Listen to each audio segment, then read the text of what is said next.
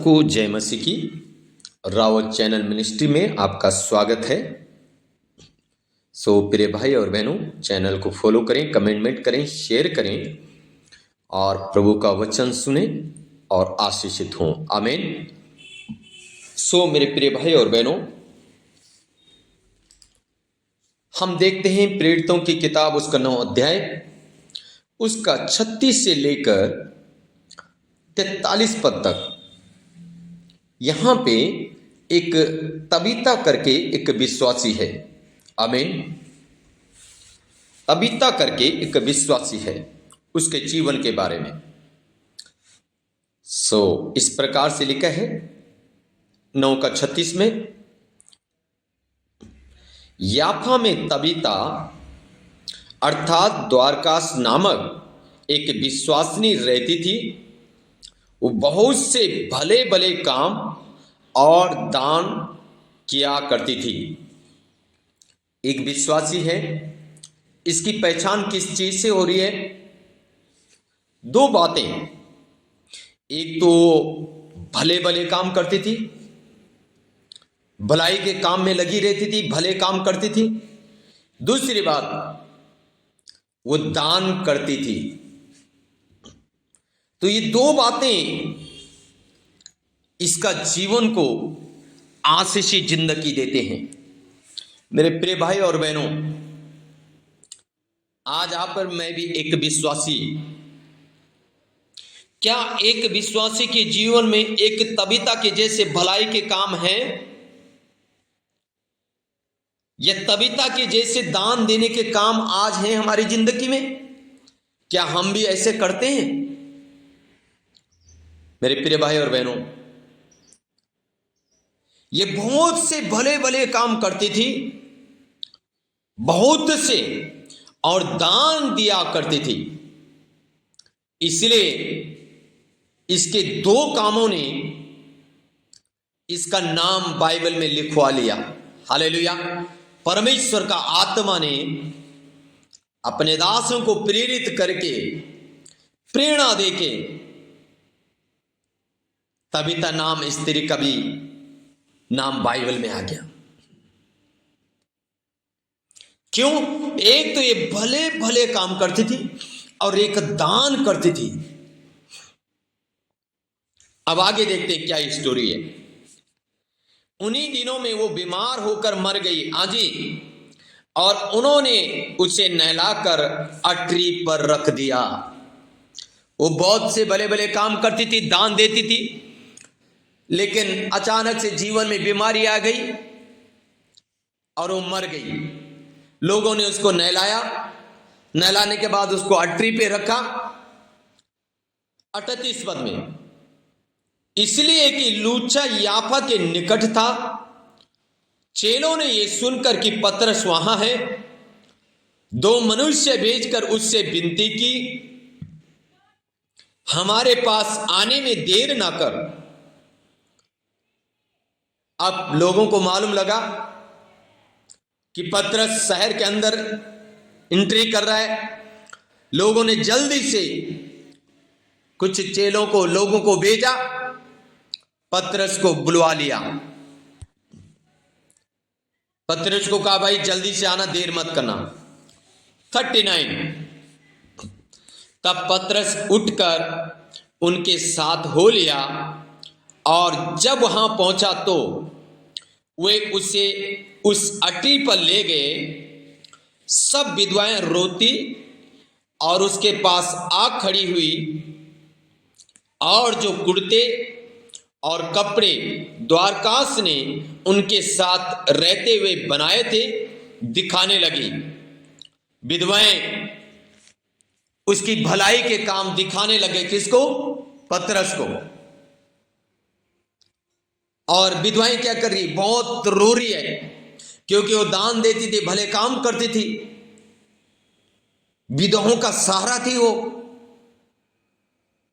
इसलिए विधवाएं जैसे इस पतरस वहां आया, उसको दिखाने लग गए उसके भलाई के काम, और रोने लग गए उसके सामने। 40 पद में, तब पतरस ने सबको बाहर कर दिया और घुटने टेक कर प्रार्थना की और 100 की ओर देखकर कहा, हे तबीता उठ। तब उसने अपने आंखें खोल दी और पतरस को देखकर उठ बैठी। उसने हाथ देकर उसे उठाया और पवित्र लोगों और विधवाओं को बुलाकर उसे जीवित दिखा दिया। ये बात सारे याफा में फैल गई और बहुतों ने प्रभु पर विश्वास किया। और पतरस याफा में सोमन नामक के किसी चमड़े का धंधा करने वाले के यहाँ बहुत दिन तक रहा। मेरे प्रिय भाई और बहनों, इस विधवा के भले कामों ने, इस विधवा के दान ने उसको मुर्दों में से जिंदा कर दिया। हालेलुया। सो इस विधवा का, जैसे मैंने अभी भी कहा, नाम इसलिए आया क्योंकि ये भलाई के काम करती थी, ये दान देती थी, और इसलिए जैसे ये मरी, लोगों ने इसको नहलाया, अटरी पे रखा। लोगों को मालूम लगा पतरस वहां है, पतरस को बुलाया। पतरस ने घुटना टेक के प्रार्थना की, वो जिंदा हो गई। हालेलुया। इसका जिंदा होने का कारण क्या है? एक विश्वासी बीमार हो गई, मर गई। इसका जिंदा होने का कारण यह है क्योंकि ये प्रभु का वचन अपनी जिंदगी में पूरा करती थी। ये प्रभु का वचन पूरा इस रीति से करती थी, विधवाओं की सुधि लेती थी। हालेलुया। भलाई के काम करती थी, दान देती थी बराबर। अगर आज आप दान देने वाले व्यक्ति हैं, भलाई के करने वाले व्यक्ति हैं, मेरे प्रिय भाई और बहनों, बीमारी आपको लेके नहीं जा सकती, गरीबी आपको लेके नहीं जा सकता, कोई भी शक्ति आपको परमेश्वर से अलग नहीं कर सकती। आमीन, हालेलुया। कोई भी शक्ति आपको परमेश्वर से अलग नहीं कर सकती। अगर आप भलाई करने वाले व्यक्ति हैं, दान देने वाले व्यक्ति हैं, परमेश्वर के वचन को अपनी जिंदगी में पूरा करने वाले व्यक्ति हैं, आपको परमेश्वर छुड़ाएगा यीशु मसीह के सामर्थी नाम में। हालेलुया। मेरे प्रिय भाई और बहनों, शैतान हमला करता है, बीमारियों को लेके आता है, गरीबी को, अकाल को लेके आता है, लेकिन रोमियो 8 अध्याय कहता है कोई भी मृत्यु हमें परमेश्वर से अलग नहीं कर सकती। अकाल हो, जोखिम हो, नंगाई हो, तलवार हो, कुछ भी विरोध क्यों ना हो, हमें परमेश्वर से अलग कोई नहीं कर सकता है। हालेलुया। सो मेरे प्रिय भाई और बहनों, हम इस तबीता से के जीवन से सीखते हैं, हम एक दान देने वाले व्यक्ति बने, हम भलाई करने वाले व्यक्ति बने। जब आप भलाई करेंगे, दान देंगे, परमेश्वर के वचन को पूरा करेंगे, परमेश्वर आपको मौत के घाट से भी छुड़ा देगा यीशु मसीह के नाम में। अगर तबीता को छुड़ा सकता है, आपको भी छुड़ाएगा। बीमारी आपको लेके नहीं जा सकती, गरीबी आपको लेके नहीं जा सकता। हालेलुया।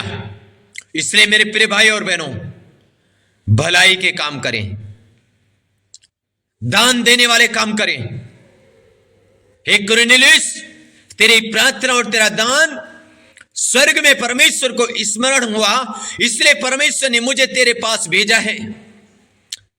कुरनेलियुस के पास स्वर्गदूत आके कहा कि कुरनेलियुस, तेरी प्रार्थना और तेरा दान व्यर्थ नहीं जा रहा। मेरे प्रियो, आपकी भलाई के काम, आपका दान व्यर्थ नहीं जाएगा।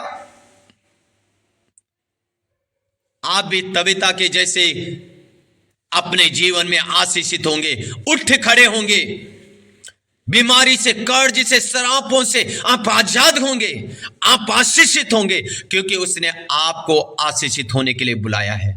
Amen. Amen. So, okay, God bless you all.